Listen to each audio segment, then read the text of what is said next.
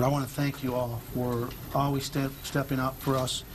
And they have established an account, a trust account for donations at any Chase Bank in the greater Austin area.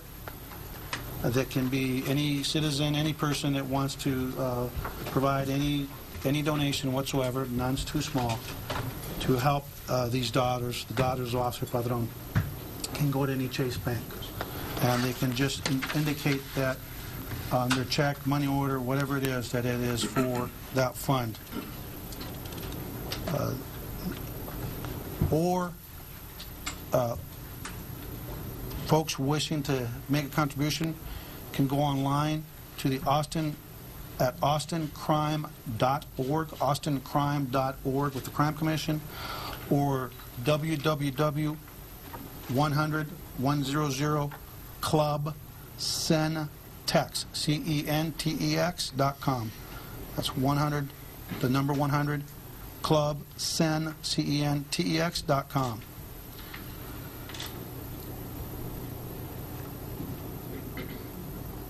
The hardest thing that happened this morning is when Mark and I and our team went to make notification to the family, his former wife. But I can tell you that it was handled with a lot of care. And as tough as it was, it's something that we had to do, and it's been done. It was done in person. It was not done with a phone call, and it was not done by anybody other than the chief executive of the city and the chief executive of the police department. And for that, I want to thank you, Mark, for being there with us. The last officer that died in the line of duty as a result of gunfire in the city of Austin was Park Police Officer William Jones, who was gunned down on May 28, 2000. And the last officer that died in the line of duty in the Austin Police Department itself, proper, was Officer Ralph Albanado on May 18, 1978, and that's in relation to gunshots. Again, I want to thank this community. I really want to thank those heroes at Walmart. Officer Padron will be missed. He will never be forgotten. And I guarantee you that this city and this department will bury our hero with the honors that he deserves. Those little girls are going to have evidence when they grow up that their dad was a hero.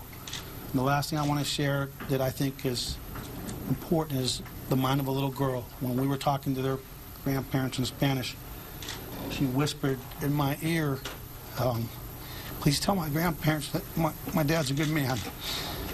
And you know, we're going to make sure that they know that. So the people that are going to complain about traffic, when we go bury him, I'm sorry. But he gave his life, they gave their father, and we're going to do whatever it takes. So with that, I'd like to bring up the mayor. He left him. Thank you, Chief. And as you just said, the last 24 hours have been very difficult for everyone in our community. Two tragedies, apparently unrelated, and obviously this entire community of Austin is mourning the loss of both a citizen and an officer in the Austin Police Department. Officer Padron was, I believe, according to my recollection, the 18th Austin police officer to die in the line of duty in the history of APD. As the chief said, we will honor his memory, and his family will be very proud of him, and we will do it in a way that's fitting for the service that he gave to this community and also as a veteran of the United States Marine Corps. We're very proud of him, and we want his family to be proud as well.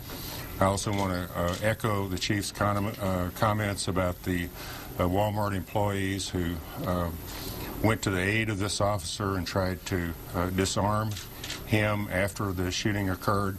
Their actions will never be forgotten either. And finally, I want to urge the people of our community, as we go through this mourning process, to reflect and to remain steadfast and wait until you get all the facts before you attempt to make any judgments with regard to either one of these incidents. So with that, Chief. Thank you, Mayor. As always, thanks for being there.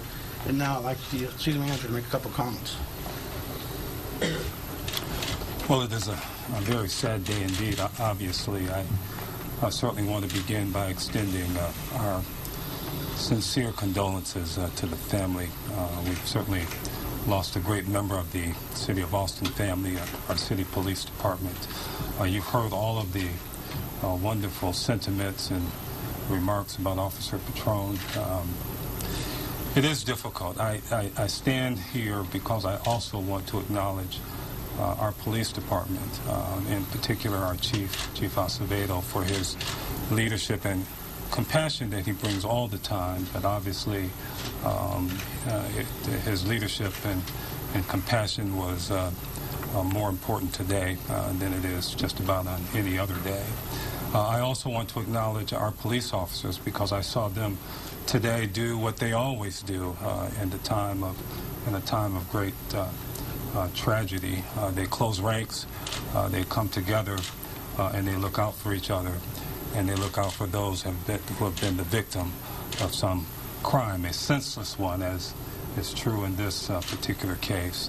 I also want to acknowledge others of our employees that were on the scene today, EMS, Bernie Rodriguez and his team, and our Fire Chief, Rodame Kerr, who was also present and supportive today. I want to acknowledge our Deputy City Manager, Mike McDonald. For those of you who don't know, Mike is over our public safety services, and he has also been present and supportive today in helping us all get through this. Mayor, thank you for your support. As always, you're present on these tough occasions, and we appreciate your compassion and leadership as well. As I said, under these circumstances, we close ranks, we stand together as a family. We're doing that now. We're going to do that with our officers' family as well. And God willing, we will certainly get through this and hope for better days ahead. So.